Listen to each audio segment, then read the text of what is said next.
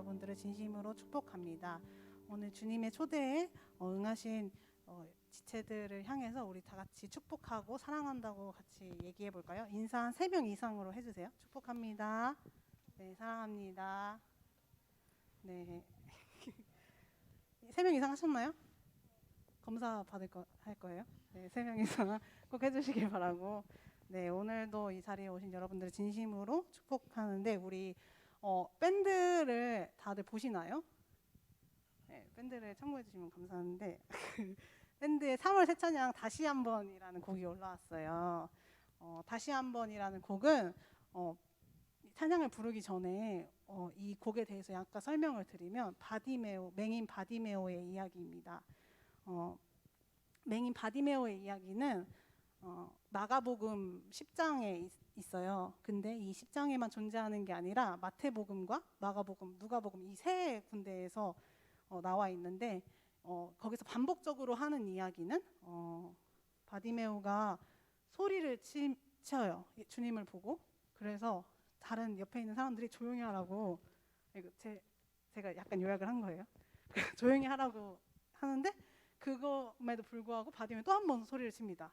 주님, 저를 불쌍히 여겨주소서, 이렇게 소리를 칩니다. 그래서 주님이 그걸 들으시고 네가 원하는 게 무엇이냐, 그래서 내 눈을 낫게 해주세요 라는 간절함이 들어가 있는 그런 말씀이에요. 우리가 바디메오처럼 주님 앞에 정말 간절함으로, 그래서 주님, 맹인이지만 눈을 다시 보게 하신 주님의 역사하심처럼 우리도 주님 앞에 간절함으로 보이지 않는 주님이시지만 좀 주를 보게 해달라고, 주님을 더 믿게 해달라고 우리 같이 간절함으로 나아갔으면 좋겠습니다.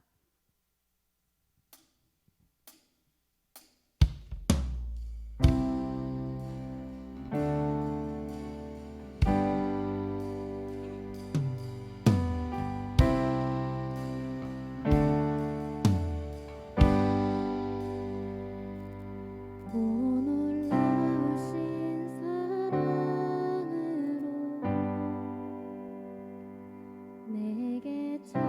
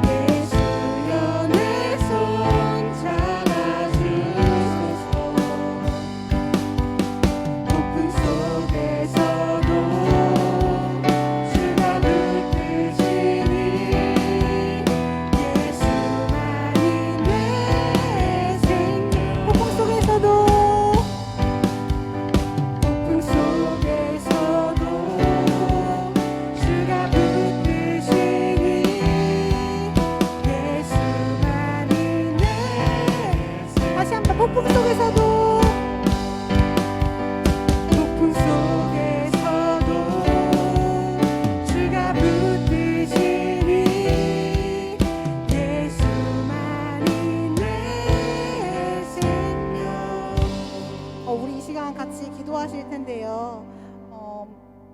같이 기도하실 것은 저희가 비록 진짜 육체적인 맹인은 아니지만 저는 이 말씀을 묵상하면서 진짜 참된 진리를 내가 보지 못하는구나, 진짜 육체적인 맹인보다 더 심한 맹인이구나라고 생각을 했거든요.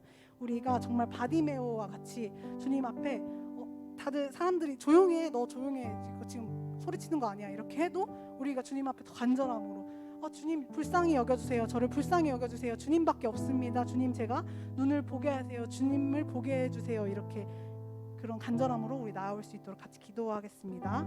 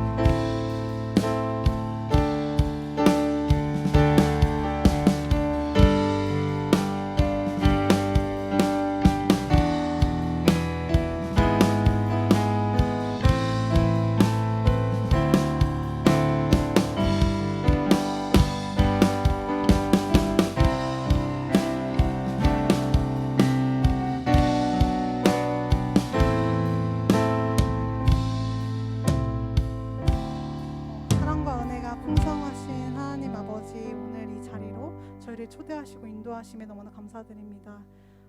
주님께서 저희를 이 가운데로 불러주심에 정말 너무나 감사드리는데, 주님 저희를 불쌍히 여겨주셔서 주님 앞에 바디메오가 부르짖었던 간절함으로 나올 수 있는 그런 프라우스가 될 수 있도록 주님께서 인도하시고, 정말 바디메오의 눈을 여셨던 것처럼 저희의 눈을 여셔서 오직 주님만을 바라보고 주님만을 외치는 그런 프라우스가 될 수 있도록 주님께서 인도하시옵소서. 사랑이 많으신 예수님의 이름으로 기도드립니다. 계속 반복해서 얘기를 하고 있는데 사순절 기간입니다. 우리 같이 좀 하나님을 묵상하면서 하루하루를 보냈으면 좋겠는데, 하나님께서는 우리를 너무나 사랑하셔서 독생자 예수 그리스도를 보내시고, 예수님께서는 하늘 영광을 버리고 이 땅으로 오셨습니다. 우리가 그것을 기억하면서 좀 감사함으로 기쁜 마음으로 같이 찬양하셨으면 좋겠습니다.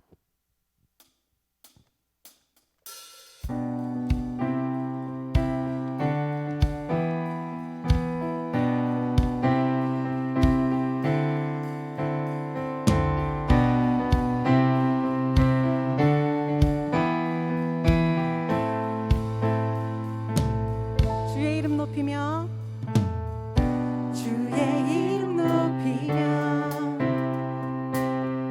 주를 찬양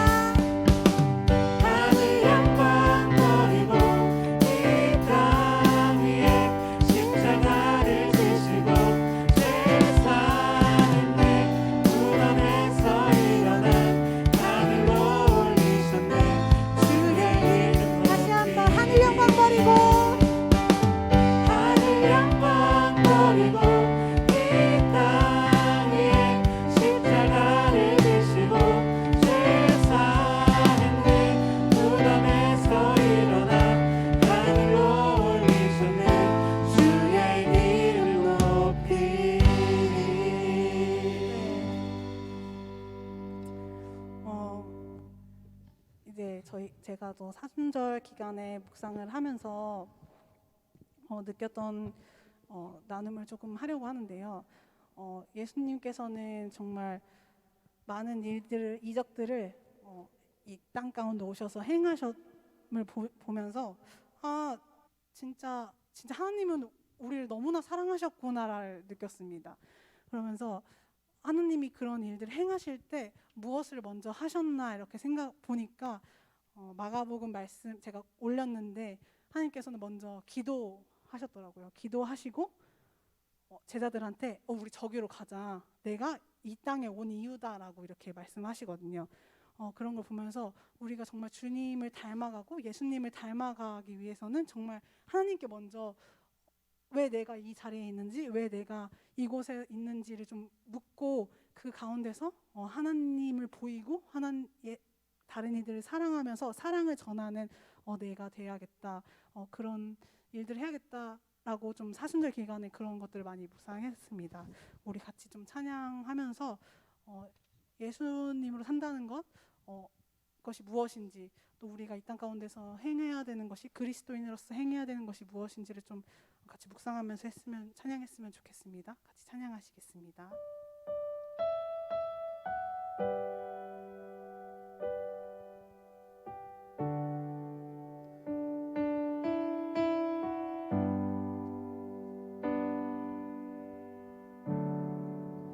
계절은 흐르고 꽃은 피고 저도 시들지 않은 생명이 있네. 바랄 수 없었던 죄인인 나에게 생명의 주님 자신을 주셨네.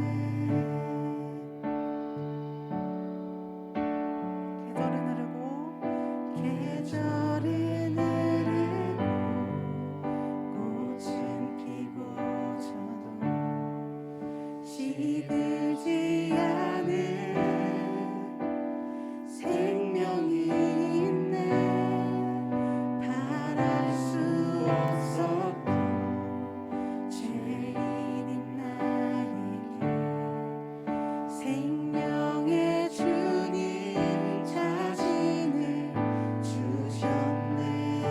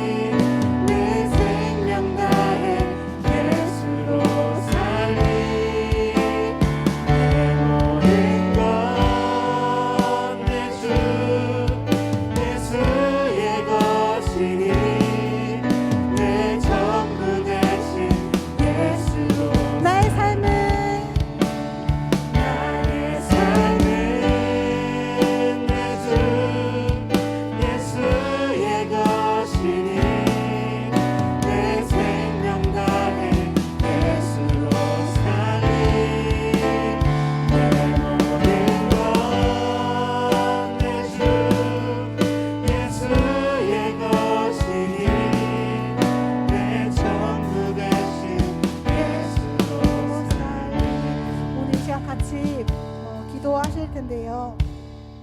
저희가 불렀던 찬양의 고백들처럼 정말 하나님께서 이 땅 가운데 사랑으로 오시고 예수님을 보내시고 또 우리와 정말 인격적으로 만나길 원하시고 또 사랑하길 원하시고 또 하나님을 보이시기를 원하셨다는 것을 기억하면서 이 시간 우리의 마음이 어떠할지 모르겠지만 주님께 좀 아뢰었으면 좋겠습니다. 좀 간절함으로 주님 앞에 말씀이 들리지 않는다면 들릴 수 있도록, 제 안에서 갈급함이 없다면 갈급해질 수 있도록, 예수님이 보이지 않고 하나님이 믿겨지지 않는다면 그것이 믿겨질 수 있도록 우리 이 시간 같이 기도하시겠습니다. 기도하겠습니다.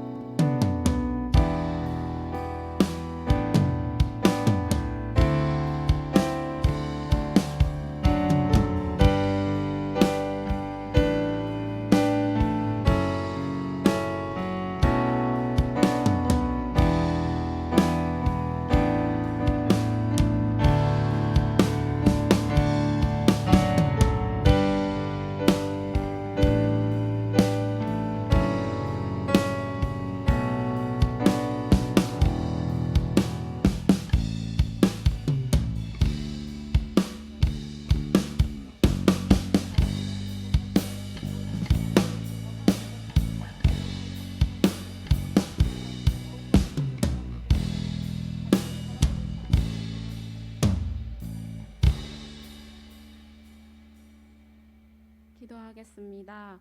사랑이 많으신 하나님, 한 주간 삶에서 살아가다 오늘 이 예배 자리에 나왔습니다. 주님, 한 주간 삶을 되돌아봅니다. 주님의 말씀을 듣고 그 말씀대로 살아가겠다고, 또 주님을 신뢰하며 따라가겠다고 다짐했지만 또 나의 생각대로 나의 힘으로 살아가는 저희를 용서하여 주세요. 주님, 오늘 이 자리에 인도하셔서 함께 예배할 수 있게 해주심에 감사합니다. 함께 모여 예배할 수 있는 것이 참 기쁨임을 알 수 있도록 도와주세요. 코로나 상황 가운데로, 여러 상황 가운데로 인해 예배 자리에 함께하지 못한 지체들이 있습니다. 각자의 자리에서 주님 앞에 함께 예배드리는 플러스가 될 수 있도록 도와주세요. 예배를 시작하는 순간에 있습니다. 말씀을 전하시는 김희천 목사님에게도 은혜를 부어주시고, 말씀은 듣는 저희에게도 듣는 길을 열어주셔 또 한 주간 말씀대로 살아가려고 노력하는 저희들이 될 수 있게 도와주세요. 마치는 순간까지 함께하여 주실 것을 믿사오며 예수님의 이름으로 기도합니다. 아멘.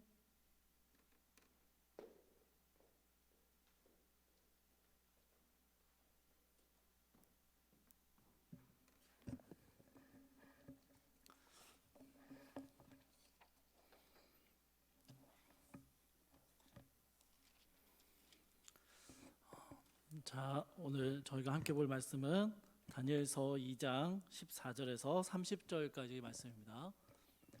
다니엘서 2장 14절에서 30절까지 좀 긴 본문인데요.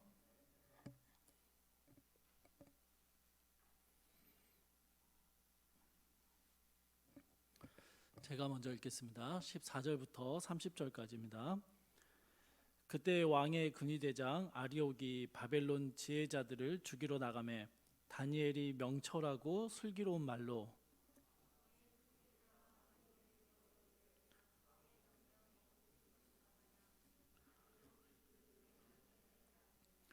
다니엘이 들어가서 왕께 구하기를 시간을 주시면 왕에게 그 해석을 알려드리리이다 하니라.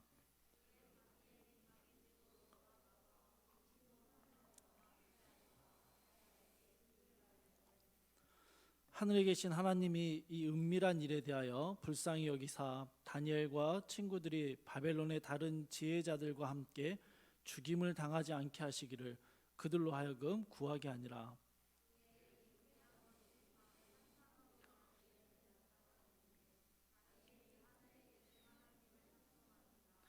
다니엘이 말하여 이르되 영원부터 영원까지 하나님의 이름을 찬송할 것은 지혜와 능력이 그에게 있음이로다.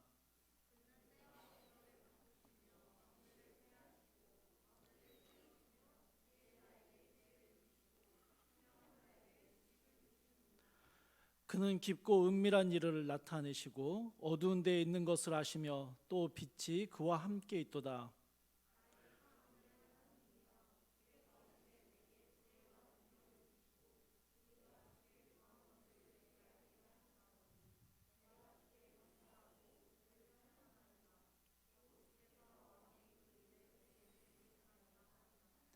이에 다니엘은 왕이 바벨론 지혜자들을 죽이라 명령한 아료게게로 가서 그에게 이같이 이르되 바벨론 지혜자들을 죽이지 말고 나를 왕의 앞으로 인도하라.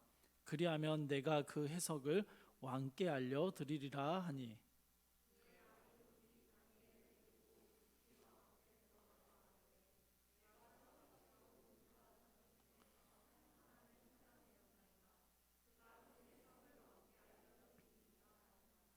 왕이 대답하여 벨드사사이라 이름한 다니엘에게 이르되 내가 꾼 꿈과 그 해석을 내가 능히 내게 알게 하겠느냐 하니.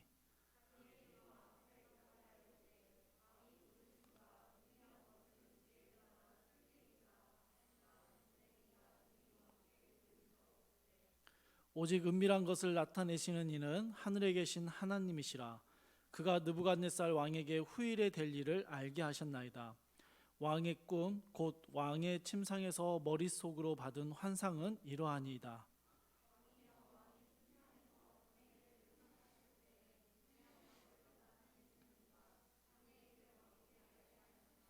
함께 읽겠습니다. 내게 은밀한 것을 나타내심은 내 지혜가 모든 사람보다 낫기 때문이 아니라 오직 그 해석을 왕에게 알려서 왕의 마음으로 생각하던 것을 왕에게 알려주려 하심이니이다. 아멘. 긴 본문인데요. 하나의 이야기로 연결되어 있기 때문에 오늘 긴 본문 전체를 보는데 좀 세세하게 살피기보다는 조금 듬성듬성 말씀의 전체적인 내용들을 좀 살펴보겠습니다.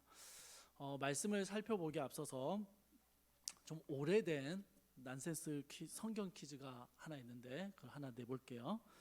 여러분 구약 성경에 나온 왕들 중에서 가장 어린 나이에 왕이 된 사람의 이름이 무엇인지 혹시 아십니까? 아는 사람은 제 세대예요. 이름이 뭔지 혹시 알아요? 누구?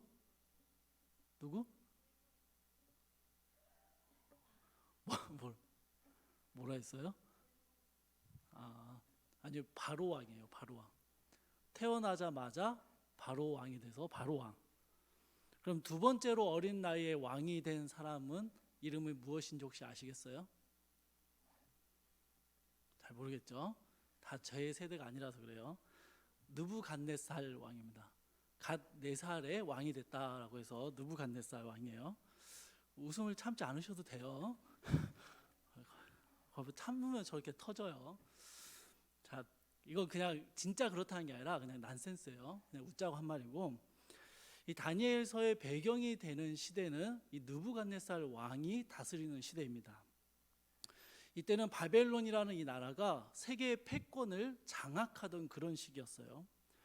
사실은 바벨론은 북쪽에서 일어난 신흥 강국에 불과했었는데 느부갓네살 왕의 통치 아래에서 세계를 호령하는 제국으로 급부상하게 됩니다. 그런데 이 느부갓네살 왕이요, 바벨론 제국을 무려 42년간을 다스려요. 42년간의 바벨론을 통치하면서 바벨론의 소위 황금기를 이끌었던 왕이 바로 이 느부갓네살 왕입니다. 그러니 이 왕이 가진 왕권이라는 게 엄청나게 강력했던 것이죠.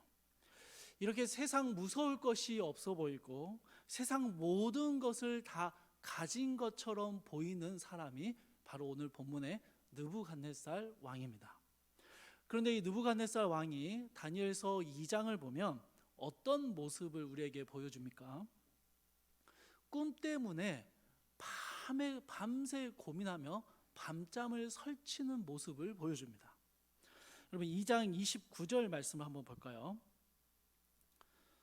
다니엘이 왕의 꿈에 대한 해석을 알려주려 이 왕을 만나러 가세요.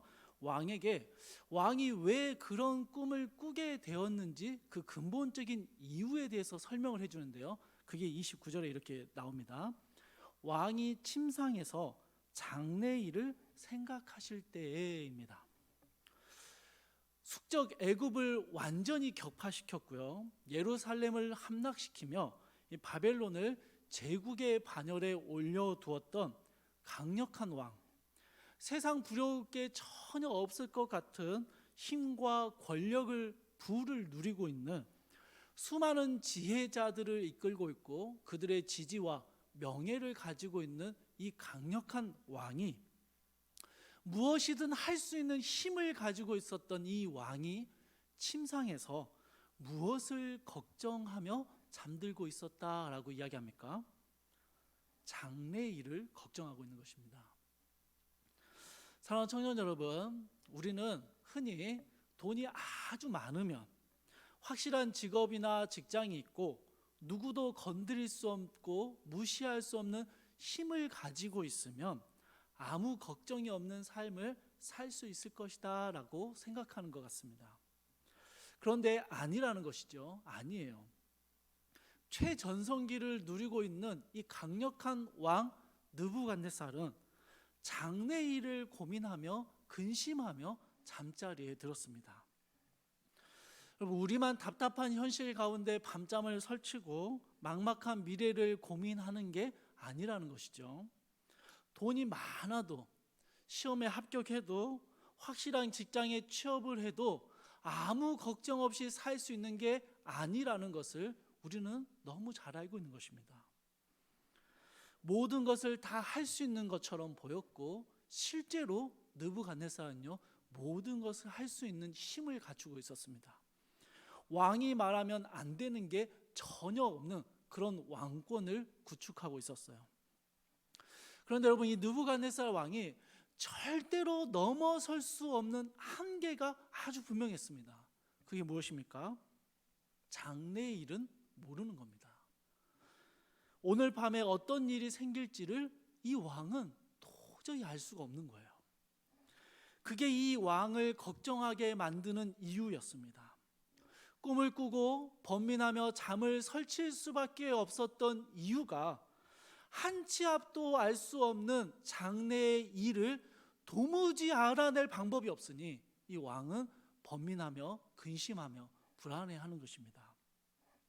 제 아무리 부유하고 제 아무리 힘이 있고 이 바벨론 전역에 있는 지혜자들을 다 끌어모아서 미래를 확인해 보려고 해도 불확실한 미래, 도무지 알 수 없는 내일, 그 한계 앞에서 여러분, 느부갓네살 왕은 초조하고 불안한 이 밤잠을 설치는 날들을 보내고 있었다라는 것입니다.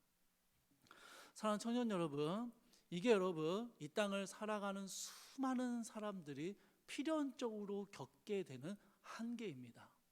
아무리 많은 것을 가지고 있는 것처럼 보이고 아무리 많은 것을 이룬 것처럼 보인다 할지라도, 그래서 근심 걱정보다는 좋은 거, 누리는 것들이 훨씬 많을 것 같아 보여도 실제로요, 분명한 한계, 장래일을 알 수 없다라는 이 분명한 한계 앞에서 사람들은 여전히 근심하며 불안하며 살아가는 것이 이 땅의 인생이라는 것입니다.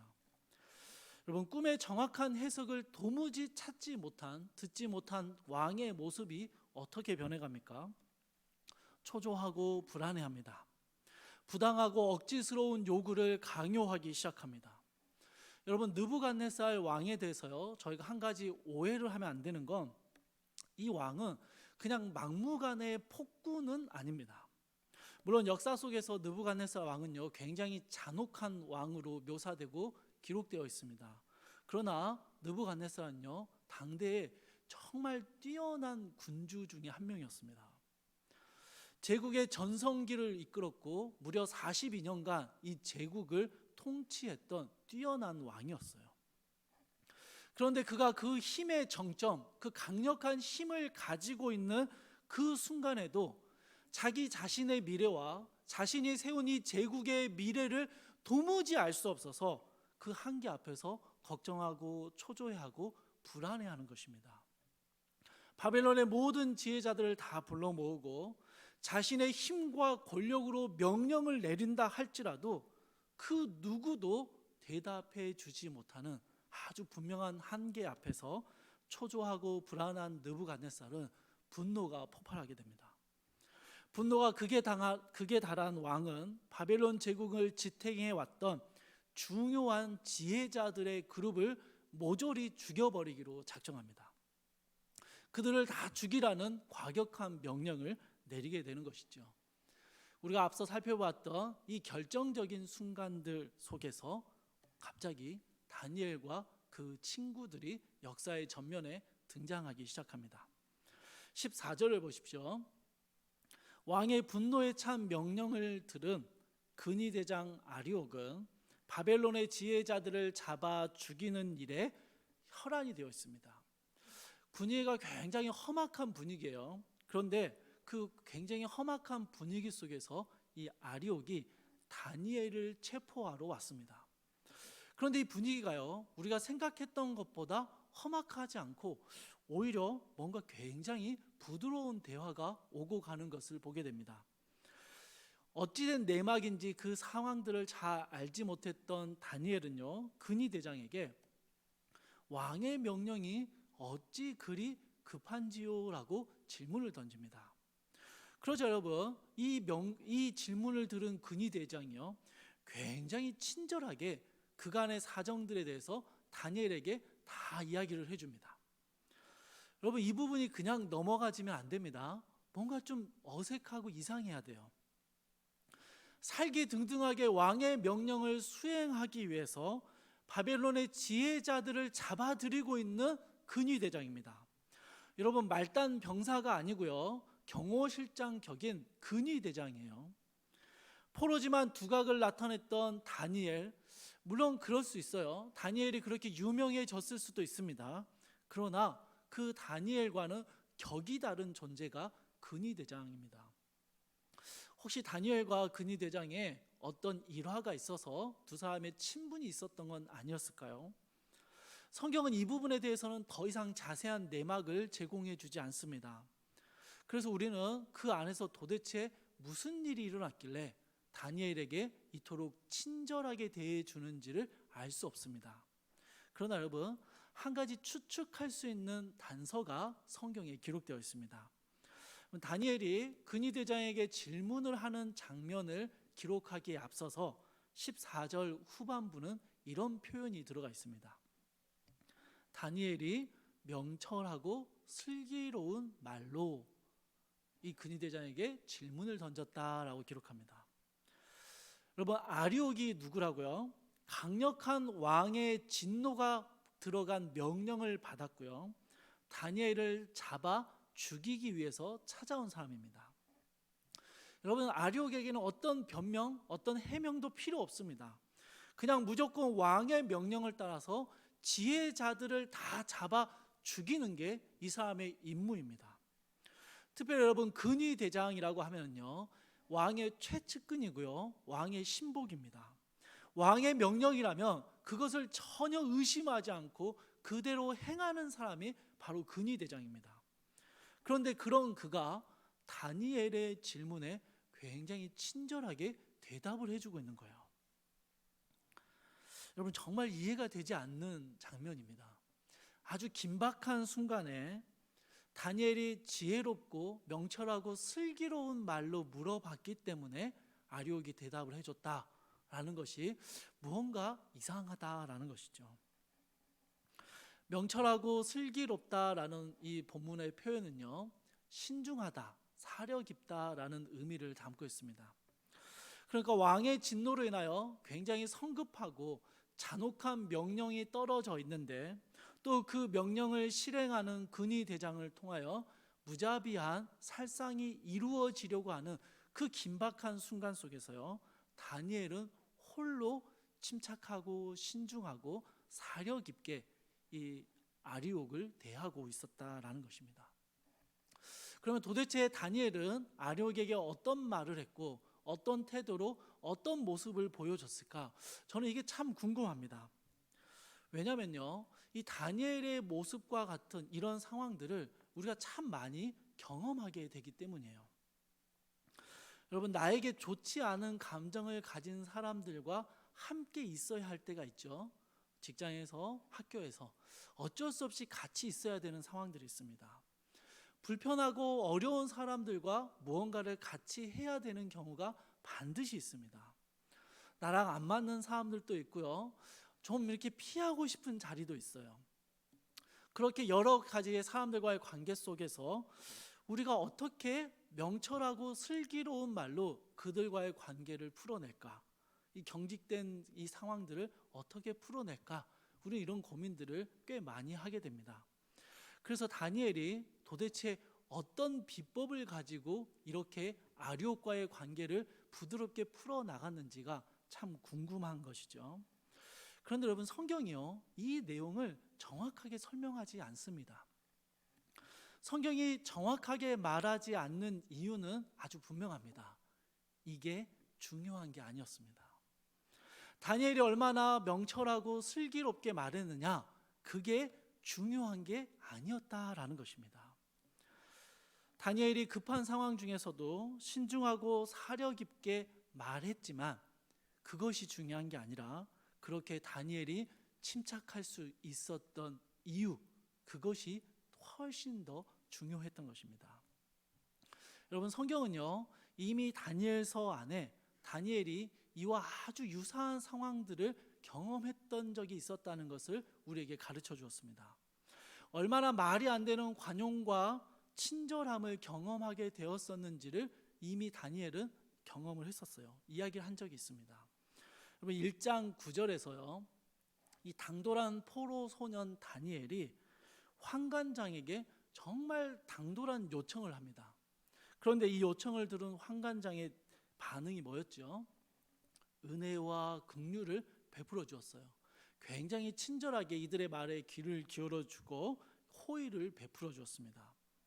그런데 여러분, 성경이요, 이 환관장이 다니엘에게 그런 호의와 친절함을 베풀어 주었던 이유를 뭐라고 설명하냐면요, 하나님께서 환관장의 마음을 만져주셨다라고 기록하고 있는 것입니다. 하나님께서 환관장으로부터 은혜와 긍휼을 얻을 수 있도록 하셨다라고 기록하고 있는 거예요. 여러분, 이겁니다. 이거죠. 근위대장 아리옥이 이해할 수 없는 관용의 모습을 보이고 다니엘이 이 근위대장에게 겁없이 질문을 던질 수 있었던 이유가 무엇입니까? 이 상황 가운데서도 하나님께서 다니엘로 하여금 은혜와 긍휼을 얻을 수 있도록, 그 어려운 관계 가운데 그 좋은 분위기로 친절함으로 풀어질 수 있도록 하나님이 개입하고 계심을 성경은 은연중에 우리에게 가르쳐 주고 있는 것입니다. 물론 직접적인 언급은 나오지 않습니다만 우리는 충분히 이 일 속에서, 이 일화 속에서 하나님의 개입하심을 발견할 수 있게 되는 것입니다. 게다가 다니엘은요, 여기에서 멈추지 않고 아리옥을 향해서 왕에게 해석을 알려드리긴 드릴 텐데 잠깐 시간이 필요하니 그 시간을 좀 얻어달라라고 요청을 하게 됩니다. 그리고 여러분, 이 요청이요, 통합니다. 말도 안 되는 요청이에요. 이전에 바벨론의 지혜자들이 시간을 끌려고 한다라고 해서 이 왕이 엄청나게 진노했던 모습을 생각한다면 이 다니엘의 요청은요, 정말 말이 안 되는 요청입니다. 16절의 말씀을 보시면 마치 다니엘이 왕을 직접 만나서 이 요청을 한 것처럼 성경이 기록되어 있고 그렇게 보입니다. 그러나 여러분, 실제로는 다니엘이 왕을 만난 게 아니라 아리옥이 다니엘의 요청을 듣고 왕에게 이 시간을 좀 얻어냈다라고 보는 것이 맞습니다. 왜냐하면 여러분, 25절 말씀을 잠깐 볼까요? 25절을 보면 아리옥이요, 왕에게 다니엘을 데리고 가면서 뭐라고 말하냐면요, 이 소년을 내가 찾아냈다라고 소개를 합니다. 왕 앞에 처음 다니엘이 서는 것처럼 표현하고 있는 거예요. 그렇기 때문에 16절의 말씀은요, 다니엘이 왕을 만나서 요청했다라는 게 아니라 다니엘의 요청을 들은 아리옥이 왕에게 잠깐의 시간의 여유를 얻어냈다라고 보는 것이 합리적입니다. 어찌됐든 여러분, 근위대장은요, 분노로 가득 찬 왕에게 찾아가서 잠깐의 시간을 벌어주었습니다. 왕의 명령을 수행하는 시간을 늦췄을 수도 있고요, 아니면 그냥 다니엘은 맨 마지막에 잡아가기로 합의했을 수도 있습니다. 어찌됐든 다니엘에게 잠깐의 여유를 허락해 준 것이죠. 자, 여러분, 그러면 다니엘은 이렇게 잠깐의 여유를 구하면서 어떤 해법을 가지고 있었을까요? 이 문제를 어떻게 해결할 방법이 있어서, 비법이 있어서 그렇게 시간을 구했던 것일까요? 17절을 보면요, 집으로 돌아온 다니엘은 자신의 친구들을 불러 모읍니다. 그리고 이 모든 상황들에 대해서 이야기를 다 해주고요, 그리고 친구들에게 기도를 부탁합니다. 여러분 18절 말씀을 우리 같이 한번 다시 읽어볼까요? 18절 말씀입니다. 함께 읽을게요. 시작.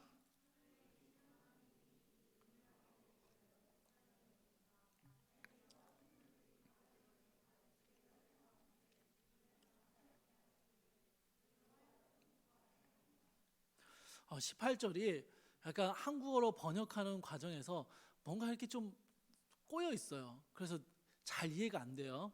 이게 한마디로 말하면 뭐냐면요, 친구들에게 기도를 부탁했어요. 기도 제목을 다 이야기하면서 같이 기도하자라고 한 거예요.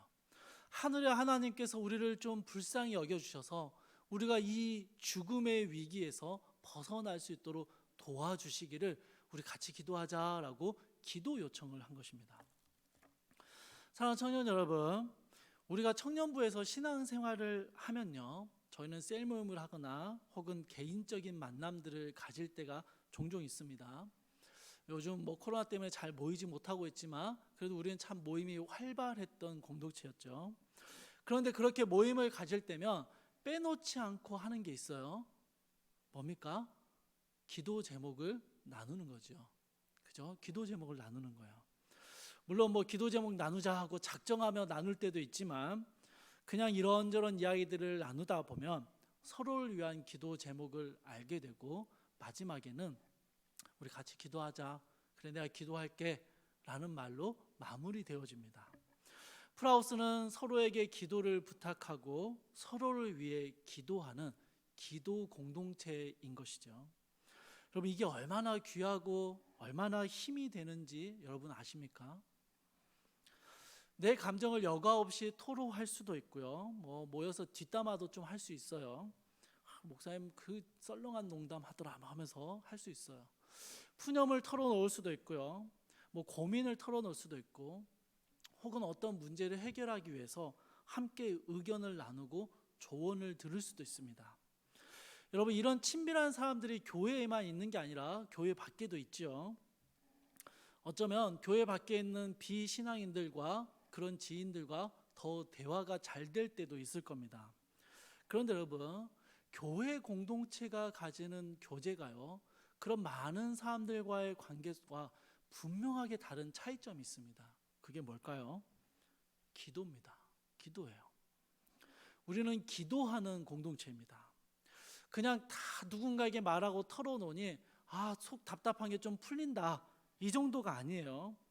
우리의 힘으로 도울 수 있는 게 별로 없고, 이야기를 들어도 이야기를 듣고 나서 이야기를 나누고 돌아서도 여전히 답답하고 여전히 막막한데 우리는 기도할 수 있는 것이죠.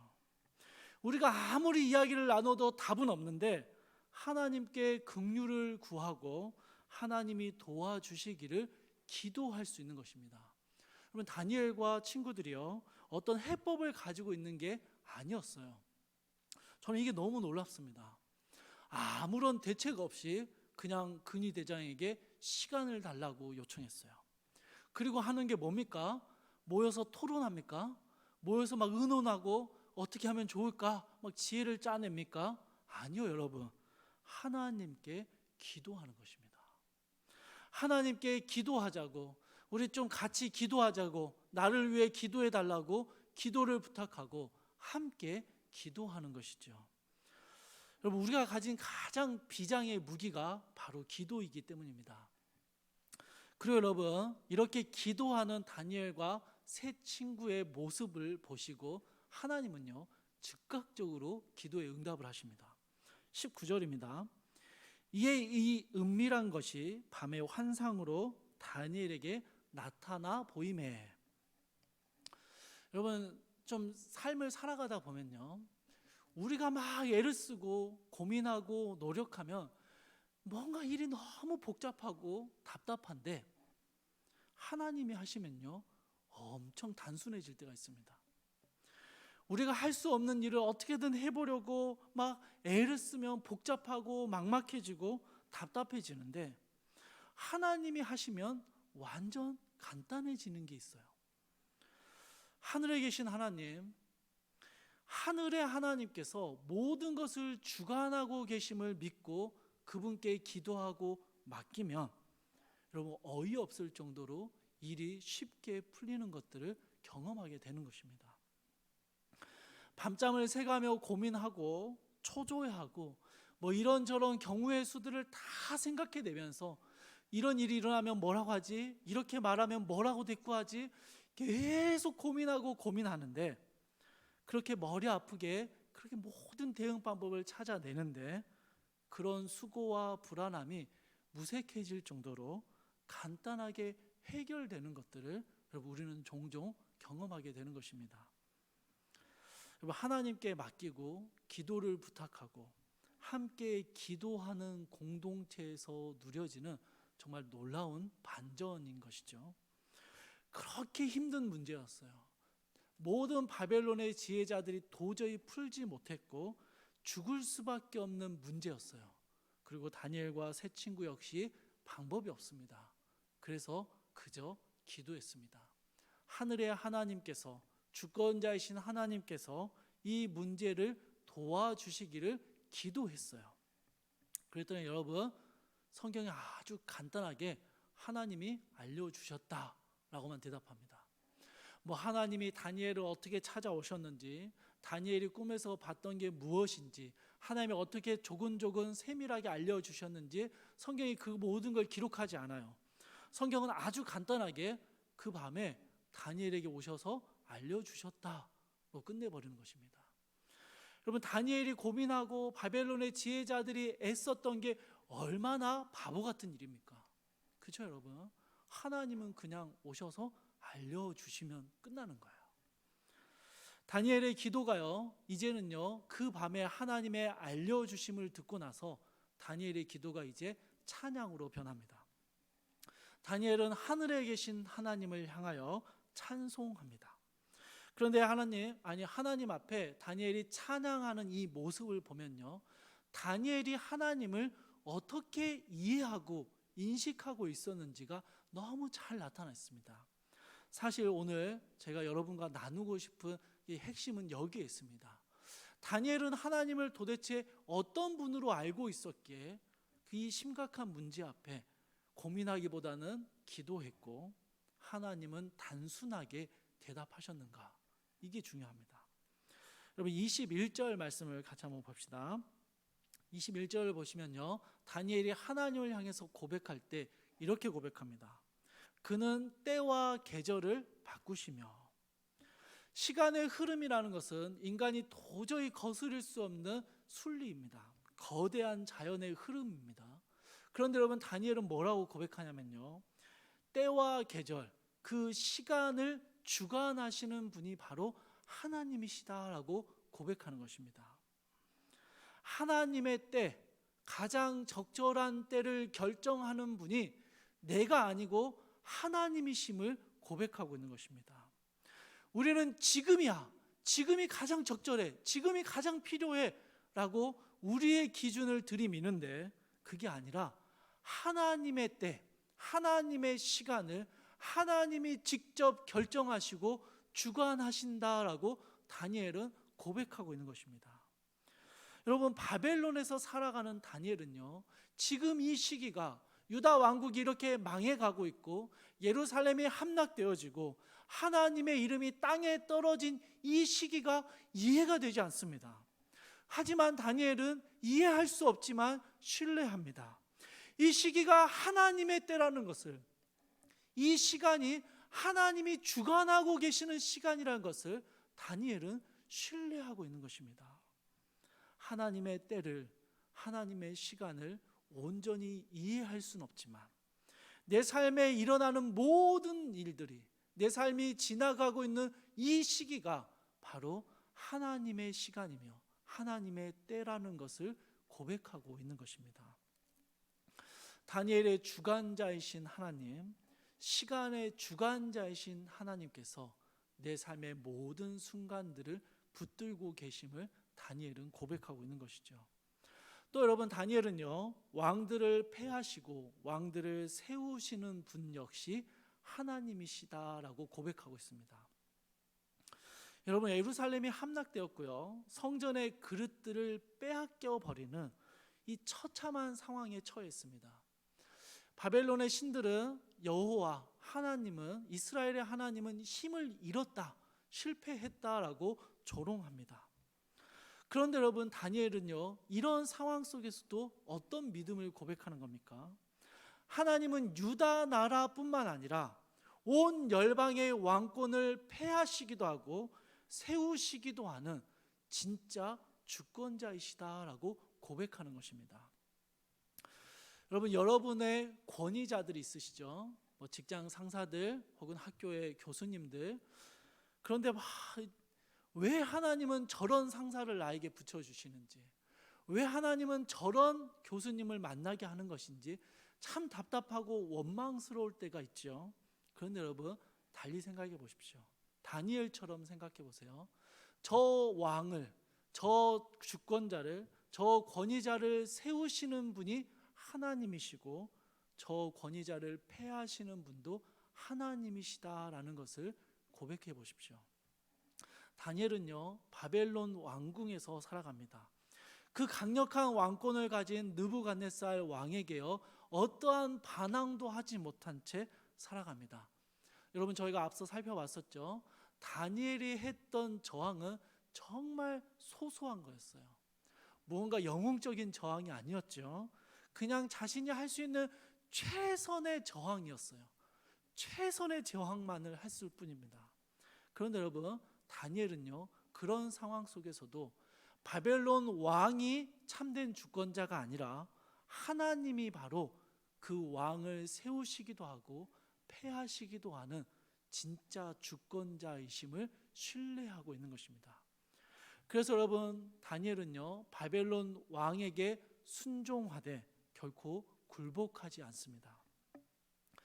그가 하나님이 세우신 시기에 하나님이 세우신 왕임을 인정하기 때문에 그 삶에 충실하며 순종하되 그 왕에게 참된 주권자로 여기지는 않았다라는 것입니다. 유다 나라와 그를 둘러싼 수많은 열강들의 운명을 실제로 쥐고 계시는 분이 하나님이심을 다니엘은 신뢰했고, 그래서 그 하나님을 그렇게 고백하고 있는 것입니다. 22절에서는요, 깊고 은밀한 일을 나타내시는 어두운 데 있는 것을 아시는 분이다라고 고백합니다. 여러분, 주권자이신 하나님은요, 우리의 모든 것을 알고 계십니다.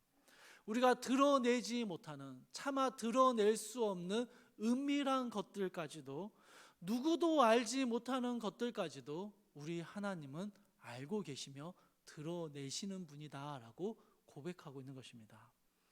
우리의 머리털까지 세실 수 있으며 우리의 작은 한숨 소리까지도 다 들으시는 분이 바로 하나님이다라고 고백하고 있는 것이죠. 여러분, 다니엘과 세 친구들은요, 이 하늘의 하나님, 참된 주권자이신 하나님께 기도했습니다.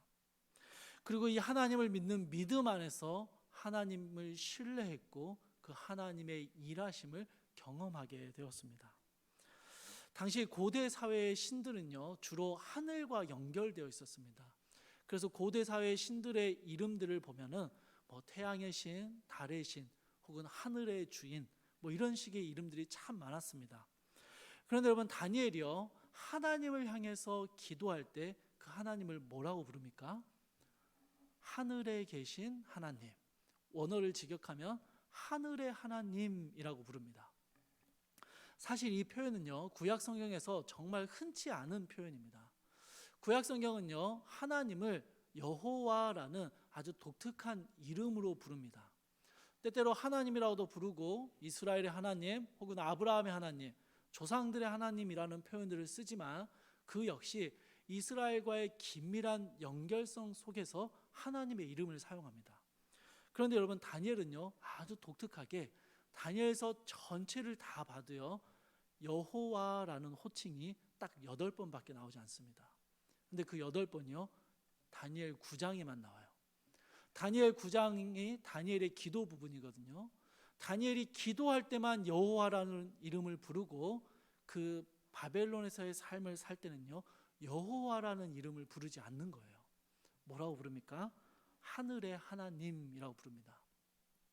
바벨론의 사람들도, 우상을 섬기는 이방 사람들도 하늘의 하나님이라는 이름을 들으면요, 그냥 큰 거부감이 없어요. 뭐 우리가 믿는 신이랑 그냥 비슷비슷한 신인가 보다라고 생각하는 것이죠. 그냥 흔한 고대 근동에 있는 신의 보편적인 명칭들입니다. 그런데 여러분, 다니엘서가 의도적으로 이 하늘의 하나님이라는 명칭을 사용하고 있는 것입니다. 왜요? 왜입니까? 수많은 우상들이, 수많은 이방 사람들이 하늘의 신을 섬긴다 말하지만 그 신들은 실제 주권자가 아니고 오직 우리의 하나님, 우리가 믿는 하늘의 하나님만이 참된 주권자이심을 드러내기 위함입니다.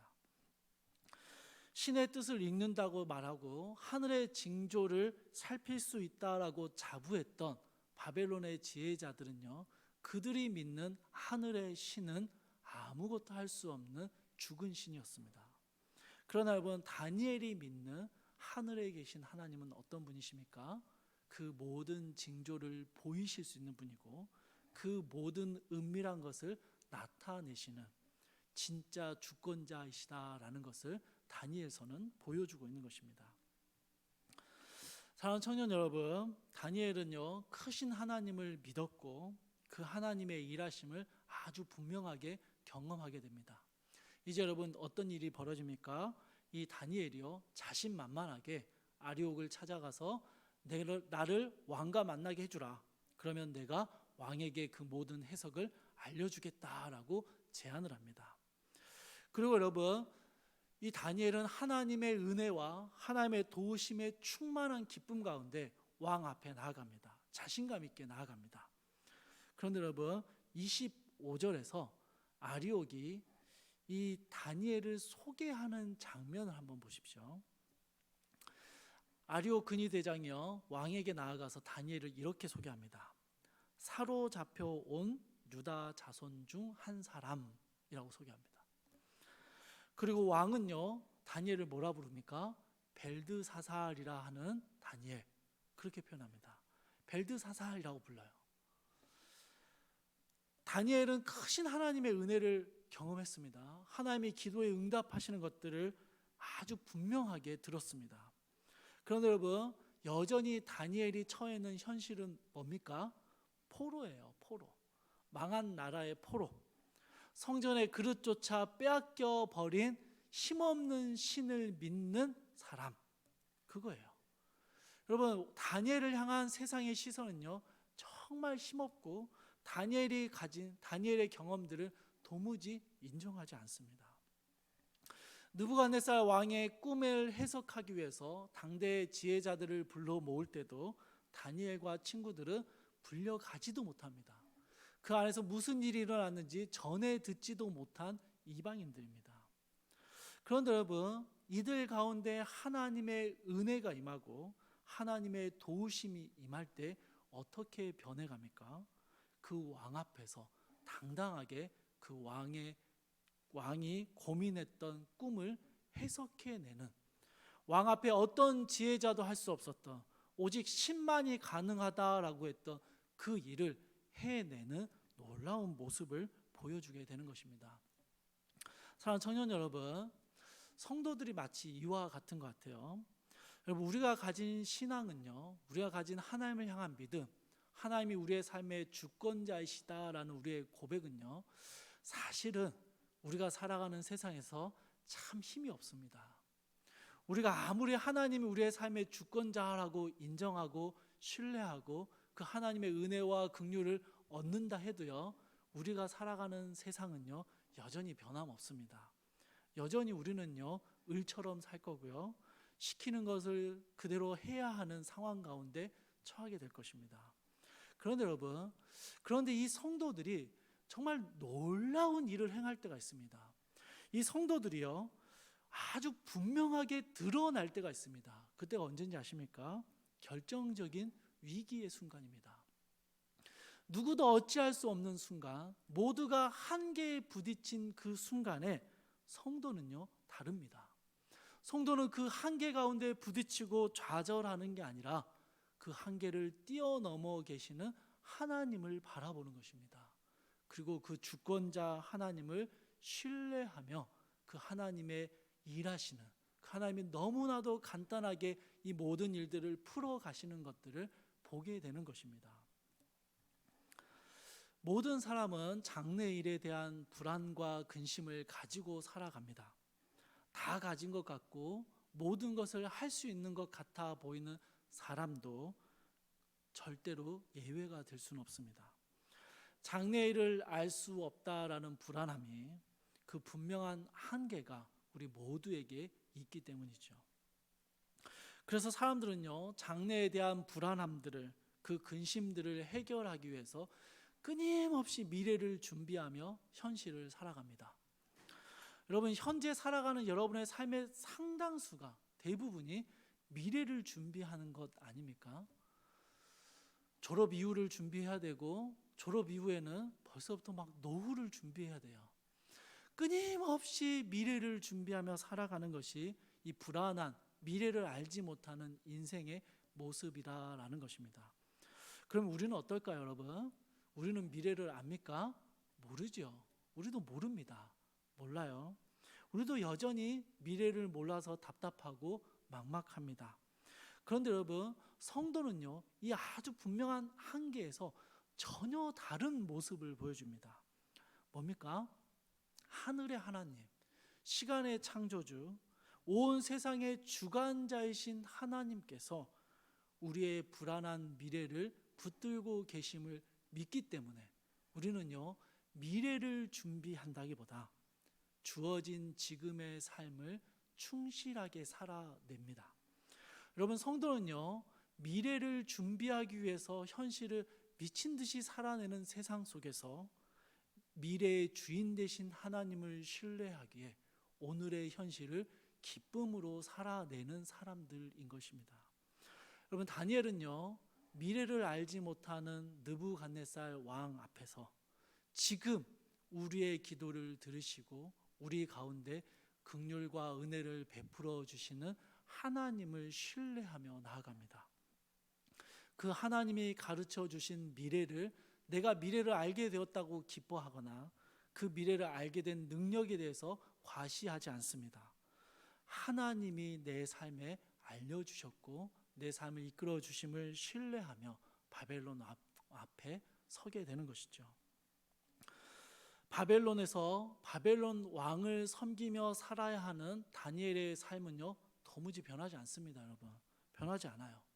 아무리 하나님의 은혜가 부어져도요, 아무리 하나님이 미래의 일들을 알려주셔도 다니엘이 처한 현실은 변하지 않아요. 그 왕의 분노에 생명까지 흔들릴 수 있는 삶이 다니엘의 삶입니다. 그런데 여러분, 다니엘은요, 그럼에도 하나님이 내 삶의 주관자이심을 믿기 때문에, 그것을 알기 때문에, 하나님의 시간 속에 내가 있음을 신뢰하기 때문에 주님께 기도하며 주의 도우심을 바라보며 주어진 하루하루 현실의 삶을 살아나가는 것입니다.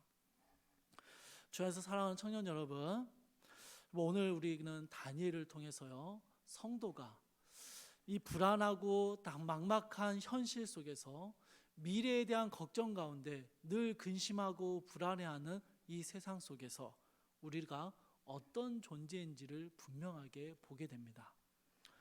하나님의 주권을 신뢰하는 성도는 그 불안한 미래를 주님께 맡깁니다. 그 미래는 주께 있음을 고백하고요, 그 주님의 도우심을 신뢰하며 현실의 한 걸음을 충실하게 살아내는 것입니다. 하늘의 하나님, 온 세상의 주권자이신 하나님을 신뢰하기에 우리는 오늘도 그 주님 앞에 우리의 모든 문제들을 올려드리고 기도하며 그 주님의 단순한 대답을 들으며 우리의 삶을 한 걸음 한 걸음 걸어 나가는 것입니다. 여러분 새 학기가 시작됐죠. 새로운 직장을 다니는 청년들도 있고요. 또 새롭게 공부를 시작하는 청년들도 있습니다. 여러분 하나님께 은혜를 구해도 우리의 현실은요 어쩌면 변하지 않을 거예요. 우리를 괴롭히는 상사들은 여전히 건재하고요.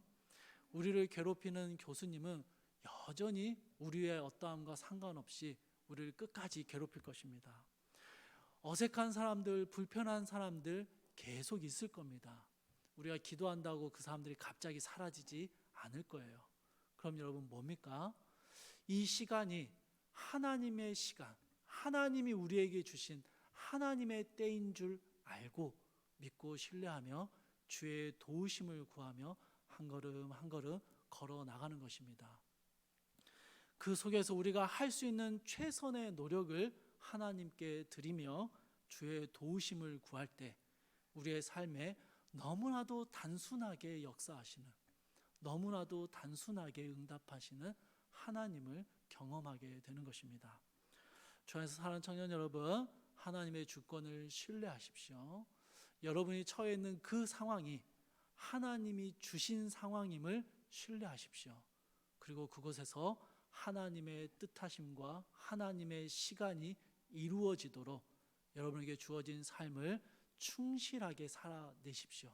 그럴 때 우리는 하나님이 온 땅의 주권자이심을 아주 분명하게 경험하게 될 것입니다.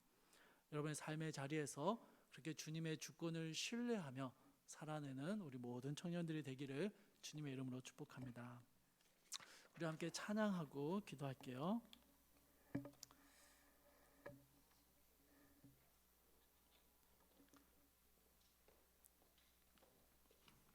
주님이 나의 하나님이시며 나의 힘이며 나의 구원이시며 내 미래의 소망 되심을 우리 함께 찬양으로 고백했으면 좋겠습니다. 함께 찬양할게요. 하나님이시여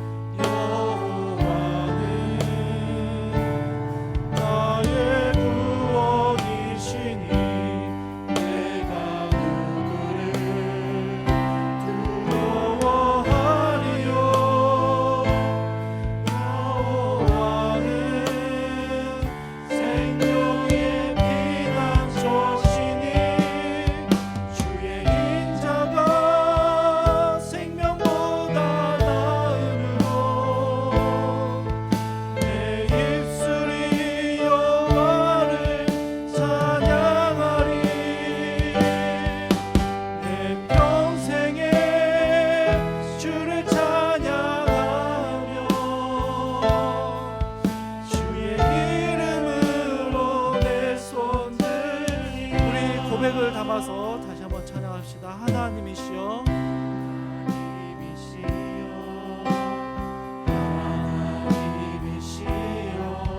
주는 나의 하나님이시로다. 나의 몸과 마음 주님을 갈망합니다. 이제 내가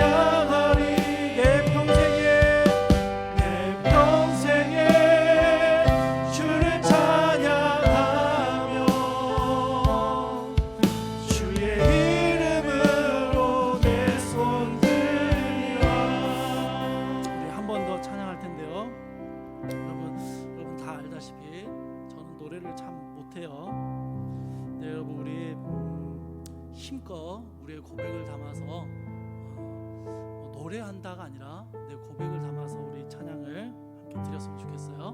우리 한 목소리로 힘을 다해서 함께 찬양합시다. 하나님이시여, 하나님이시여,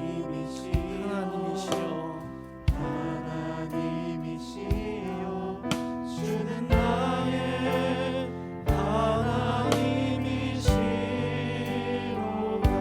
나의 몸과 마음, 주를 닮아가며 이제 내가 주께 고백하는 여호와는 나의 힘이요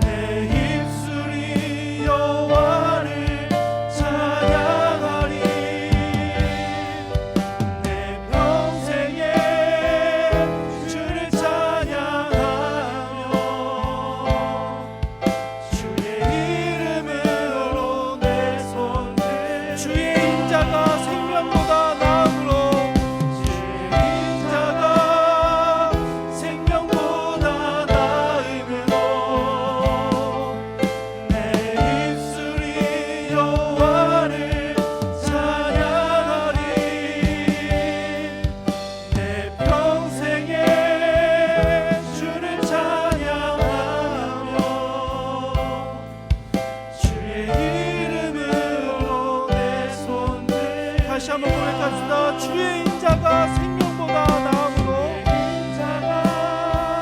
생명보다 나음으로 내 입술이 여호와를 찬양하리.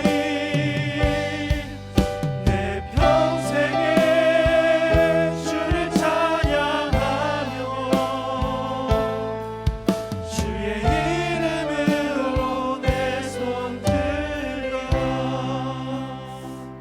한번 기도할 때 우리 찬양의 고백처럼 우리 결단하며 기도했으면 좋겠습니다. 주님, 당신이 내 삶의 주관자이심을 신뢰합니다. 믿습니다. 주님의 인자하심이, 주님의 긍휼하심이 나의 생명과 내 미래보다 훨씬 중요함을 믿습니다. 그래서 나는 주님을 찬양합니다. 내 삶의 주관자 되신 주님을 찬양합니다. 내 평생에 주님만을 나의 주인으로 삼고 주님을 신뢰하며 주님을 향하여 걸어가겠습니다. 주님, 그렇게 우리의 주관자 되심을 믿으며 걸어가는 우리의 삶에 역사하여 주시옵소서. 우리 그렇게 주님 앞에 결단하며 함께 기도했으면 좋겠습니다. 함께 기도하겠습니다. 사랑을 풍성하신 주님,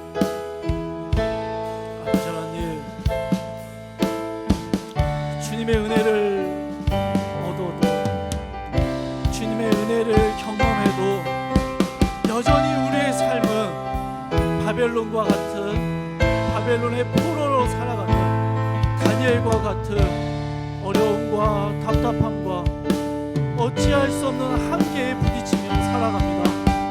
그러나 주님, 우리는 그곳 가운데서 불안해하고 낙심하고 초조해하지 않는 것은 내 삶의 주관자 되시는 하나님을 신뢰하기 때문입니다. 내 삶이 어떠한 상황 가운데 지나간다 할지라도, 내 삶이 어떠한 어려움 가운데 있다 할지라도 그것이 하나님의 시간임을 믿기 때문입니다. 주님의 때, 주님의 시간에 나를 그곳에 두셨고 내 가운데 주께서 함께하고 계심을 신뢰하기에 오늘 또 우리는 우리에게 주어진 삶을 기쁨으로 묵묵히 걸어갑니다. 사랑하는 주님, 사랑하는 주님, 우리 사랑하는 청년들 가운데 주님 역사하여 주시옵소서. 하나님이 그들의 삶의 주권자이심을, 하나님이 온 세계의 주인이심을 우리 사랑하는 청년들이 분명히 알게 하여 주시고, 그래서 주님 앞에 우리의 불안함과 우리의 두려움과 우리의 막막함을 온전히 맡겨드리고 주님 주신 삶의 자리에서 주님 한 걸음 한 걸음 충실히 걸어나가는 주님의 시간을 살아내는 귀한 청년들 되게 하여 주시옵소서.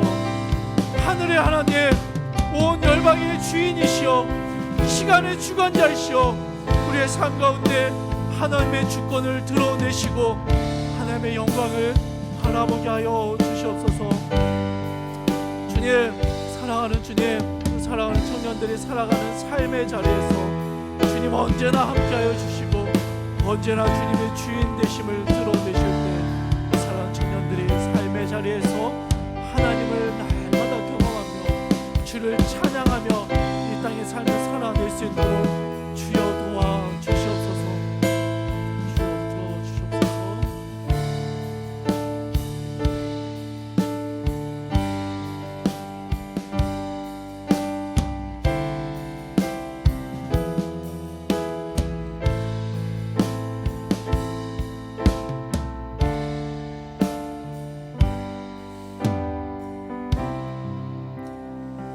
우리 한 가지 더 기도합시다. 우리 계속해서 최근에 함께 기도하고 있는 기도의 제목이 있죠. 이 땅의 교회들을 위해서 우리 함께 기도합시다. 우리 교회는 기도의 공동체입니다. 우리 교회는 잘하고 있으니까 아니에요, 여러분. 이 땅의 교회는 한 몸 된 그리스도의 몸된 지체입니다. 우리 이 땅의 교회, 우리 조국교회를 붙들고 함께 기도합시다. 조국교회가 참 힘들고 어려운 시간들을 지납니다. 근데 이 시간이 여전히 하나님의 주권 아래에 있음을 신뢰하며 이 땅의 교회들이 겸손하게 주님 앞에 합심하여 기도하는 겸손한 기도의 무릎을 허락하여 주시기를, 이 땅 교회 곳곳에 기도자들을 일으켜 세워주셔서 이 땅의 교회를 품고 하나님께 주의 긍휼을 구하며 기도하는 수많은 기도의 사람들이 일어나게 하여 주시기를, 이 땅의 교회를 주님 회복시켜 주셔서 이 땅의 교회가 참된 소망이고 하나님의 주권을 드러내는 귀한 통로로 사용될 수 있게 달라고 우리 조국교회, 한국교회를 위해서 함께 기도하겠습니다.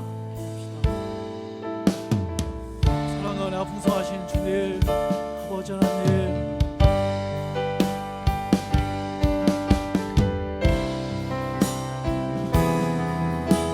이 땅의 교회가 참 힘들고 어려운 시간들을 지나가고 있습니다. 주님, 우리의 죄악 때문이었고 우리의 부패함 때문이었음을 고백합니다. 그러나 주님의 질책과 주님의 징계가 이 땅의 교회 가운데 임할 때라도 주님 긍휼을 베풀어 주시옵소서. 주여, 이 땅의 교회들을, 조국교회를 긍휼히 여겨주시고 불쌍히 여겨주셔서 아버지 우리에게 생명이 끊어지지 않게 주여 도와주셔서 죽음에서 건져내주시고 이 땅의 교회가 완전히 무너지지 않도록 주여 기도의 사람들을 세워주시고 주님 앞에 겸손하게 무릎 꿇는 회개의 목소리가 높아지게 하여 주시옵소서. 주님, 그래서 주님 우리의 주권자가 누구이신지를 알고 온 세상의 주인이 누구이신지를 분명하게 드러내는 주님의 교회를 되게 하여 주시옵소서. 아버지 하나님, 우리 가운데 역사하여 주시옵소서. 아버지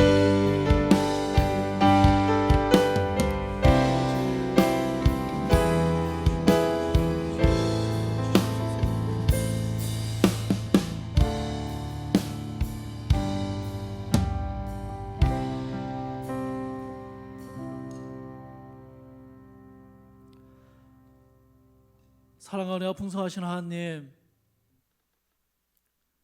하나님의 은혜를 구하고 주의 도우심을 구하고 주님 앞에 주님의 주권을 인정하며 살아감에도 하나님, 우리 살아가는 청년들이 살아내야 하는 삶의 자리는 여전히 어렵고 힘들고 바벨론의 왕성과 같은 어찌할 수 없는 한계들을 경험하며 살아야 할 것입니다.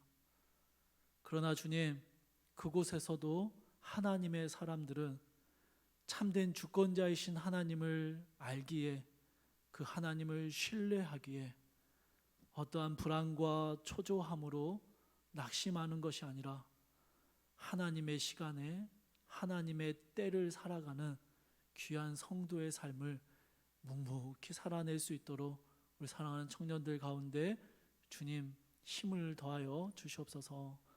주님, 바라건대 주께서 우리 사랑하는 청년들이 살아가는 삶의 자리에서 모든 관계들 속에서 하나님 이해할 수 없는 관용과 친절함을 경험할 수 있도록 주여, 만나는 모든 이들 가운데 그들로부터 은혜와 긍휼을 얻을 수 있도록 주께서 역사하여 주시고, 우리 사랑하는 청년들에게 은밀한 일을 가르쳐 주셔서 지혜와 명철을 허락해 주셔서 이들이 하나님의 주인 되심을 삶 속에서 마음껏 경험하며 살아갈 수 있도록 주님 역사하여 주시옵소서. 사랑하는 주님, 이 땅의 교회들을 주 앞에 올려드립니다. 주님, 이 땅의 교회들이 우리의 연약함과 죄악됨을 알고 주님 앞에 회개의 자리 가운데 나오게 하시고, 이 땅의 교회들이 우리의 참된 주권자 되신 주님 앞에 겸손하게 무릎 꿇고 주의 도우심을 구하게 하여 주시옵소서. 하나님, 지금 교회가 겪고 있는 많은 어려움의 시간들이 그 역시 하나님의 시간임을 기억하며 이 시간 가운데 우리를 향하신 하나님의 뜻을 발견할 수 있도록 주여, 주의 교회들을 불쌍히 여겨 주시옵소서. 사랑하는 주님, 한 주의 삶을 또 살아내는 우리 귀한 청년들, 함께 모이지 못하지만 흩어진 자리에서 예배하는 우리 사랑하는 모든 지체들 가운데 주님 역사하여 주셔서 그들이 살아내야 하는 삶의 자리에서 하나님의 사람으로, 하나님의 주권을 인정하는 자로 주의 영광을 드러내는 삶을 살 수 있도록 주여 동행하시고 주여 힘을 더하여 주시옵소서. 이제는 우리 주 예수 그리스도의 은혜와 하나님의 크신 사랑하심과 성령의 감화 교통하심이 하나님의 주권을 인정하며 내 삶의 모든 순간이 주의 손 안에 있음을 고백하며 주님을 신뢰하며 주어진 삶을 살아내기로 결심하는 사랑하는 모든 청년들 가운데 이들이 만나야 하는 수많은 바벨론들과 이들이 겪어내야 하는 수많은 근위 대장들 속에서 하나님을 온전히 붙들고 살아가기로 결심하는 삶의 모든 순간들 속에서 이제로부터 영원토록 함께 계실지어다. 아멘.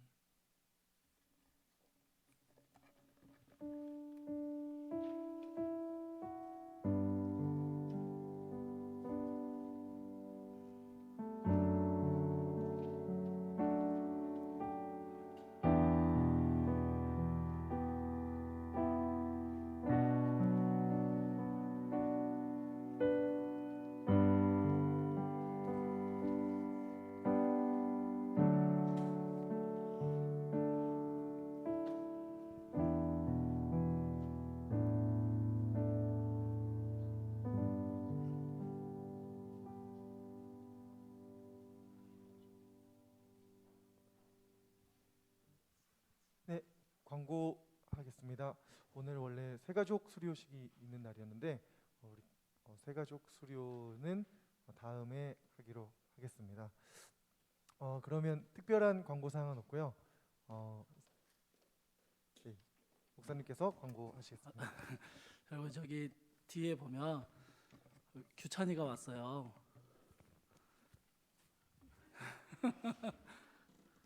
근데 아까 잠깐 이야기하는데 휴가를 이렇게 나와가지고 놀래서 물어봤더니 백령도로 발령이 됐대요. 그래서 섬에 들어가기 전에 마지막으로 휴가 갔다 오라고 이렇게 보내준 것 같아요. 섬 들어가면 잘 나오기 어려워서. 그래서 우리 규찬이 군대 입대할 때도 우리 같이 이렇게 모여서 기도 못 해줬잖아요, 그죠? 맞죠? 그랬죠.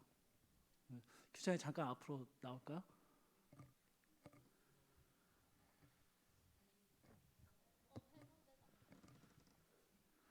해병대 옷 입고 왔어요.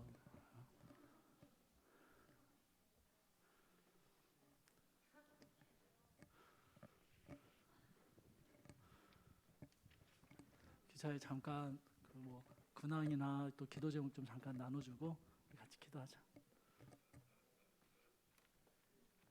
기도 제목만요?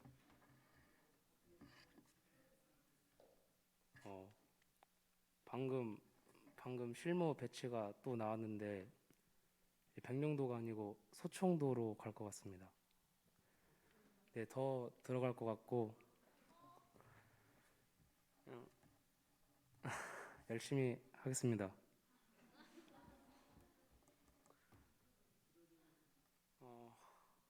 그냥 실무 가서 다치지 않고 그냥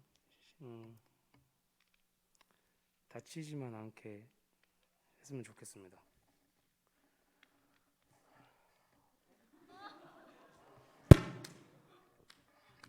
자, 우리 같이 기도합시다.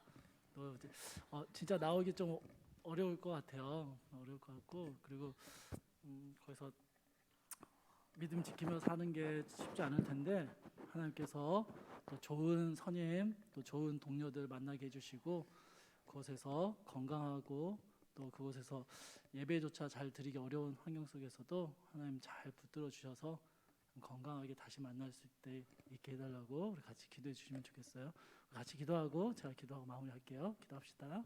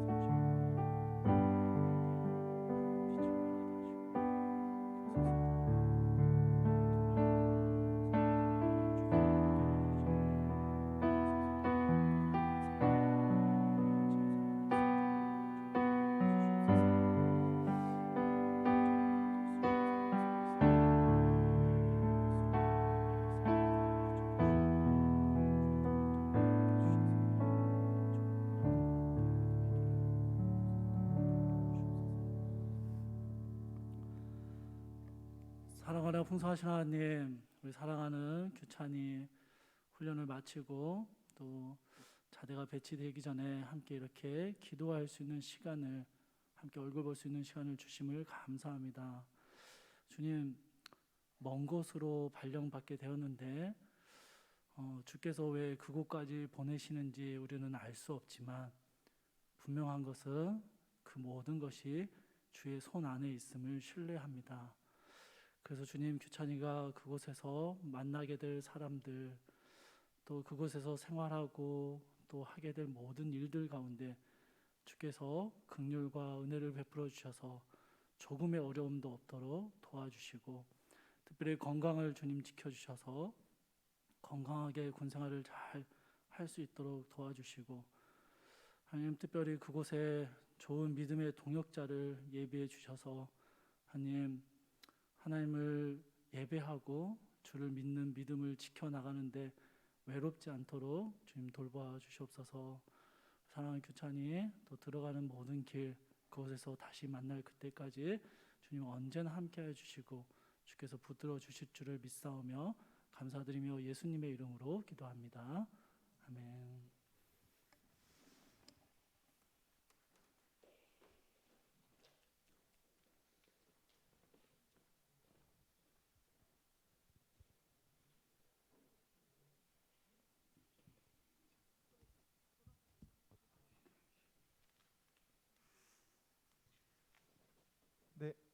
우리 규찬 형제가 네, 듬직한 해병으로 귀신도 많이 잡고 네, 신앙생활 잘할 거라 믿습니다.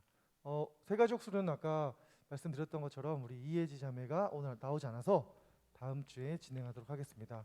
그러면 댁으로 돌아가셔서 네, GBS 잘 해주세요.